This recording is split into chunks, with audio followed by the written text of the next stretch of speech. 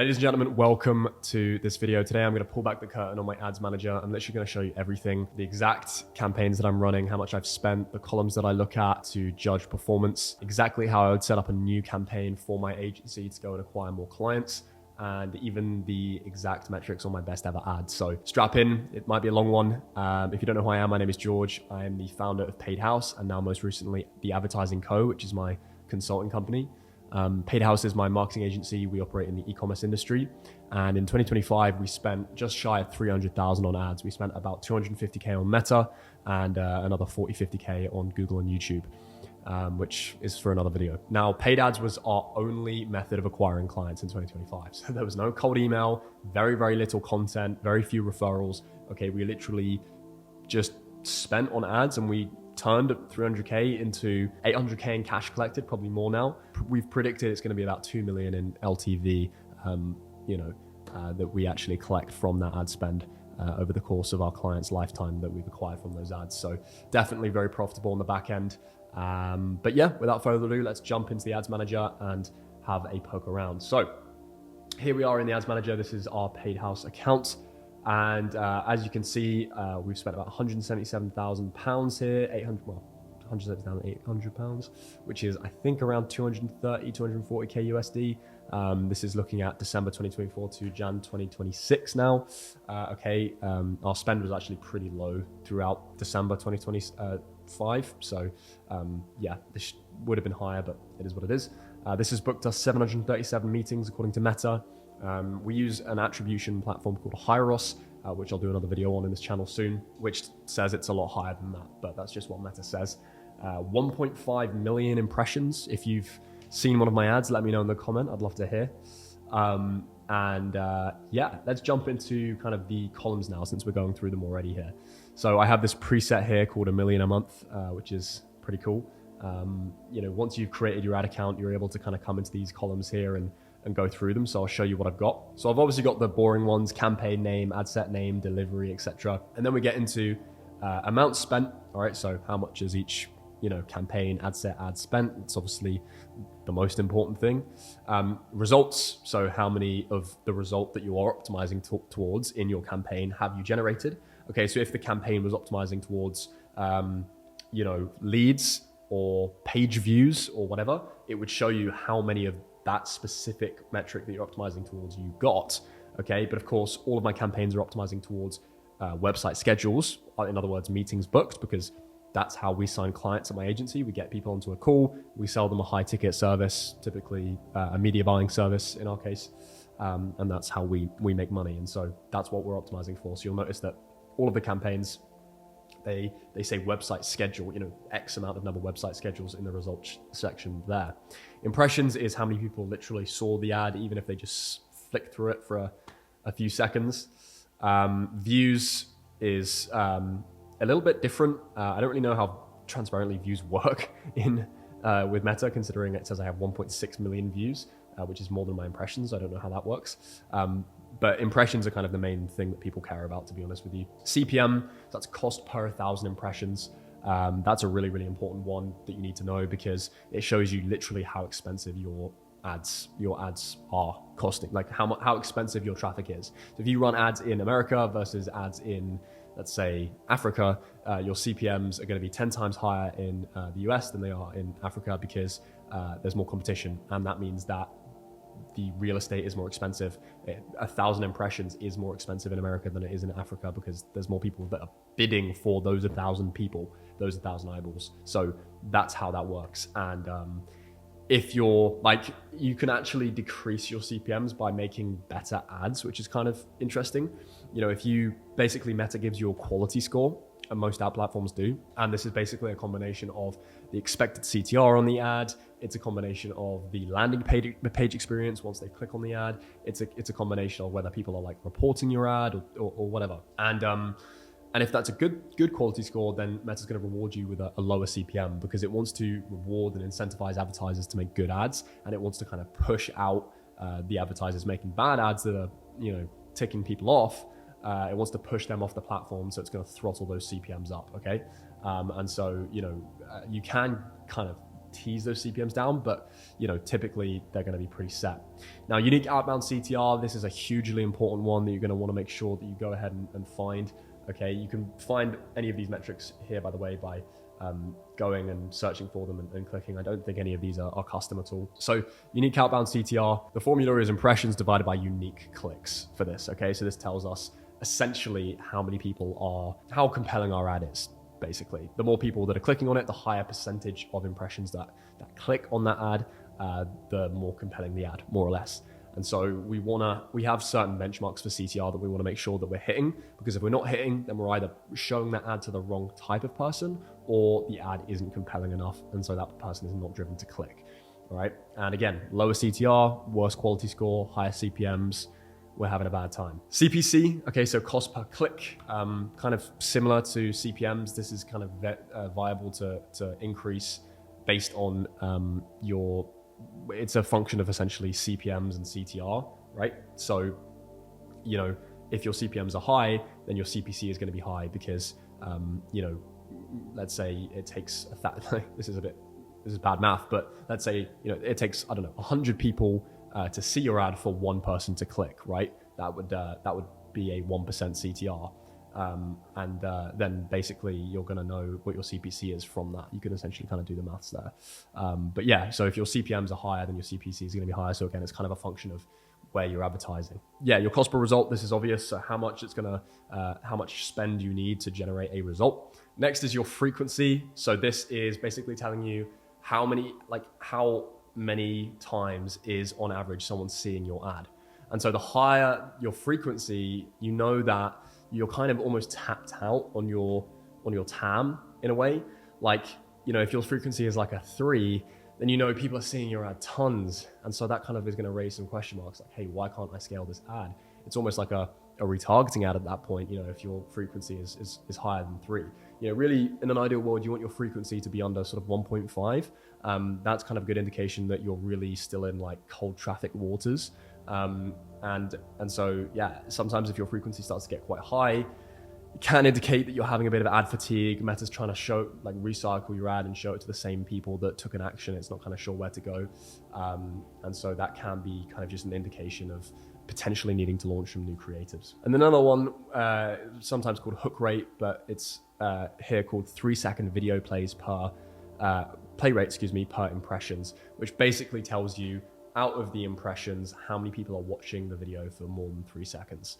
And that is what we call hook rate in the industry.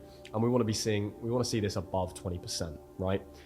If it's not above 20%, it's going to be a weak hook. Now, I've got a bunch that are under 20%. So, look, you've got to fail a lot in the lab to find a good one.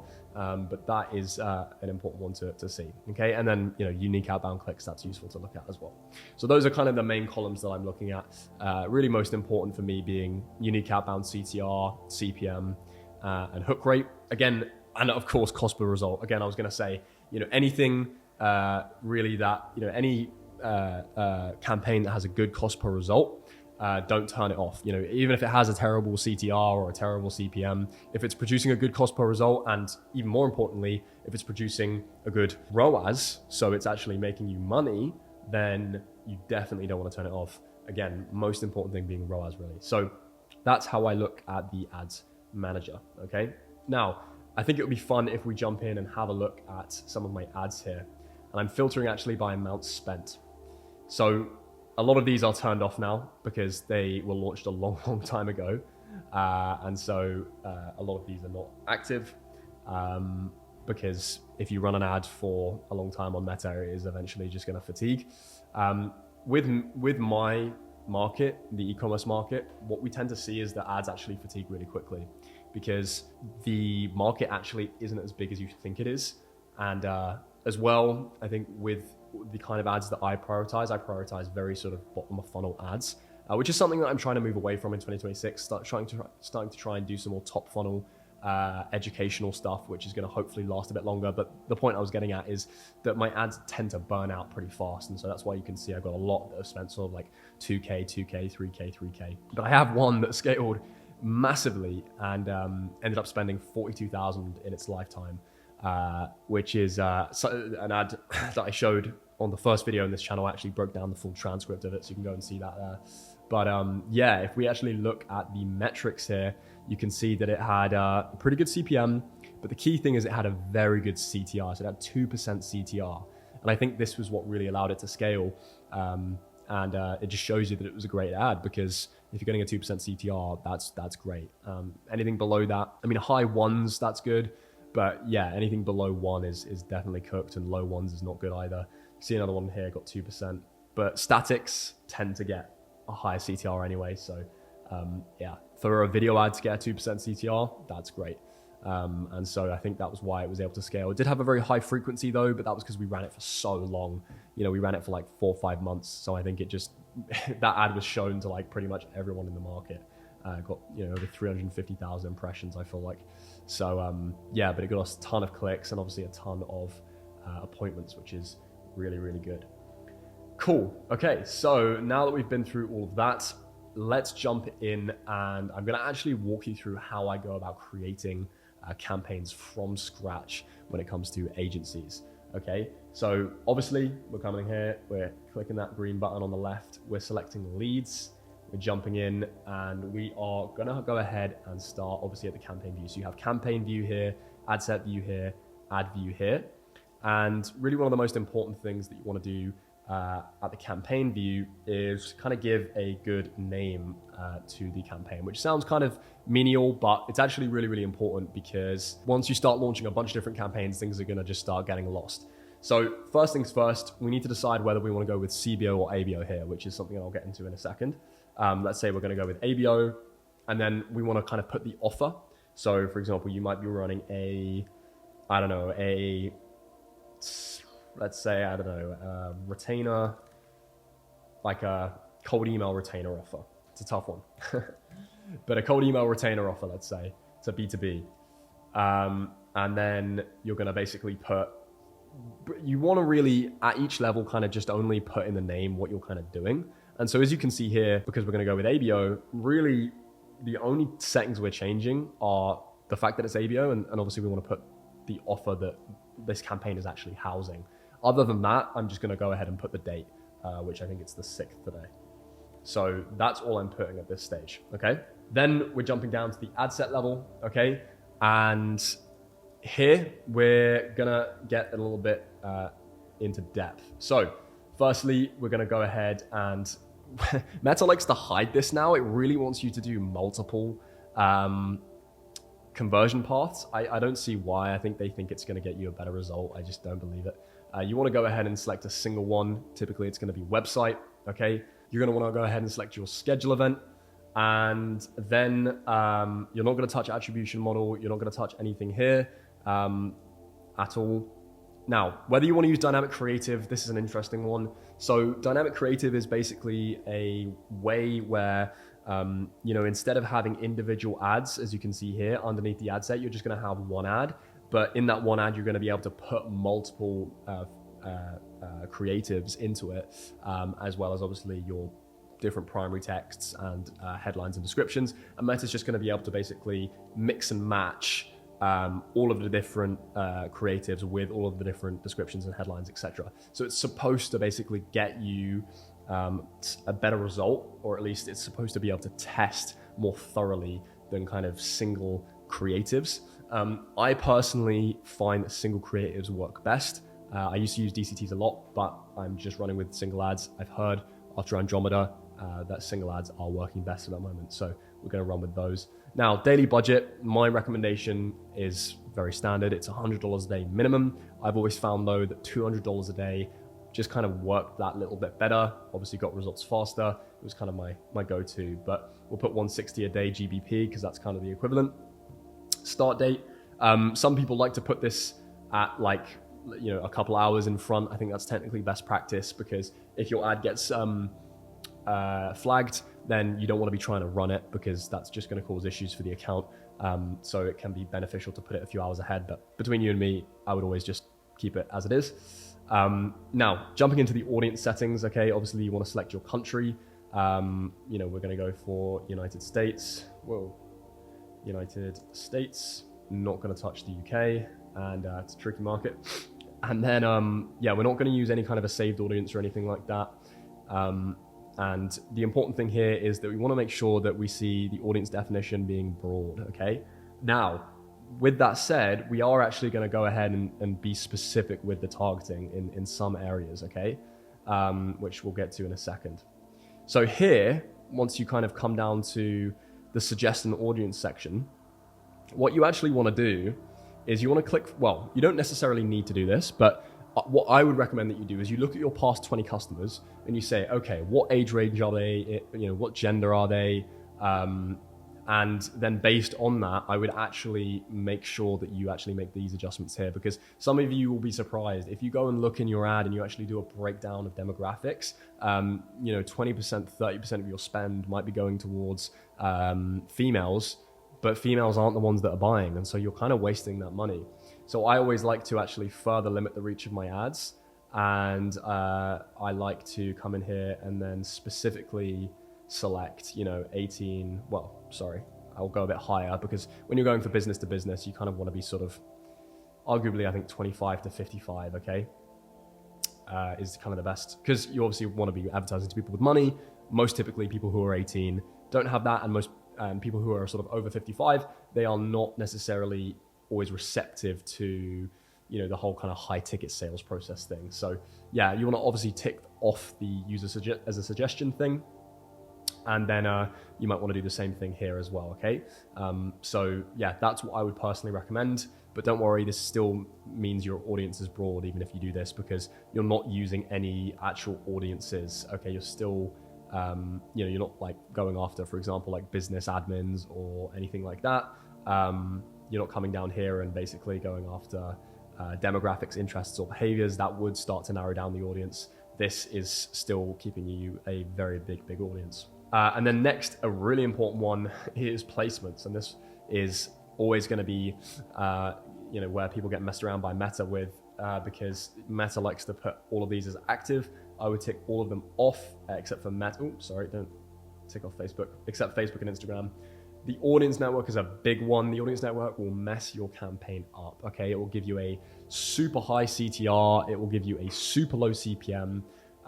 It may even get you a ton of calls, but the quality is just going to be absolutely terrible. It will skew your campaign metrics, and it will just ruin your learnings, and you just won't be able to get quality leads through the campaign at all. So yeah, you just want to go after Facebook and Instagram. Audience network is just a play for Meta to get you to spend more money, unfortunately. I would also tick this off as well, so that it can't just start spending on those excluded placements. Okay, and then yeah, leaving all of this, and that is kind of what we're doing at the ad set level. Before we go though, let's quickly name it. So we're basically doing schedule, and then, oh yeah, you might want to, you know, for example, this might be your first batch of creatives. So batch 1, schedule, you know, we're doing, you know, US. You may want to mention even the age range that you're doing if that's something specific. And then yeah, that's pretty much it. Then we're going to the ad level finally. Now, of course, here, you know, let's say we're still on batch 1. So this is going to be, you know, 101. So for example, if you have 5, well, you should be launching with 20 ads these days per ad set, because Meta's giving you that a higher reward per creative variance. So you might have 101, 102, all the way to 120 in that. But anyway, I digress. So let's say we're going with 101. Now you're going to want to make sure that you connect a Facebook page and an Instagram account to your business manager. If you don't know how to do that, I actually have a free checklist below in the description of this video, which actually walks you through all of this stuff in immense detail. And it's actually going to show you how to go ahead and connect these things and do some technical stuff on the back end in Events Manager and the business settings. So you can look at that, but get these connected. Then we want to go ahead and obviously create an ad. At some point, Meta's going to tell me why it's showing me a form. Yeah, so you're going to obviously want to make sure that you select none and don't select an instant form down here. I apologize for that. You're obviously going to want to make sure that you have a URL in here. So obviously you're going to put your funnel URL, not just your website. And then you are going to go ahead and keep scrolling. And you obviously want to add in your image or video ad into here, okay? So let's say we're going to add in a video and an image ad. Now make sure to turn off the site links, okay? Because, you know, these are just going to add extra links that you don't really want people going to. You want, you don't want to give options to people. You want to make sure that people, really just go to your funnel, okay? Your one link, the one funnel, okay, that you actually want them to go to. And so, yeah. Okay, let's actually go with videos here. So I'll just add in this video. This is a kind of classic banner style ad, which is a 4x5 ad. Works really well. Great for click-through rates to have that extra banner up there. So we want to go with just this original size. And this is going to be able to serve on Instagram and Facebook. And then we want to be able to obviously write down our primary text, our headlines, and our descriptions. Okay, so I'll do another video on ad copy. Again, get that checklist in the description there. It's got some really good stuff on ad copy and using AI for ad copy. But yeah, you obviously want to add in, I think there's nothing wrong with having 5 variations of primary text, headline, and description. Just give Meta some more stuff to test with. Keep in mind, by the way, that the first thing people see is actually the primary text. Okay, so if I show you an example of this, I'll just do sort of test, and make sure the call to action is learn more as well here. You're going to be able to see the test thing here. That's kind of what people see pretty much straight away, okay? Now, when it comes to these, I always turn off AI improvements. I think they're just terrible. So I just turn those off, okay? I'm going to click done here. And then, scrolling through, obviously we want to have multiple of these. Learn more is going to be your best CTA in my opinion. And then, I think the only other thing you might want to add in here is your Hyros parameters if you are using Hyros. If not, you are ready to go live. And then of course, if you have got multiple ad creatives, you can just come in here and select quickly duplicate, and then you can duplicate out as many of these ads as you want. Okay guys, so hopefully that was useful. I wish I had seen a video like this when I was just getting started with ads for my agency. Now, whether you are looking to launch ads for your agency in 2026 and sign a ton more clients, or you're looking to scale up your ads and you just want a little bit more help on how to crack $500 a day or $1,000 a day or more of profitable ad spend for your agency so that you can hit 100K a month, 200K a month plus, then I highly encourage you to go ahead and book a one-to-one consultation call with me, which is the first link in the description, and I'll see how I can help you out, okay? And if not, you can grab, as I said, that checklist, our free agency ad checklist just below that, just to help you if you are not ready for consulting and you just want to kind of get your first steps, right? Thank you for watching, and I'll see you in the next video. Bye.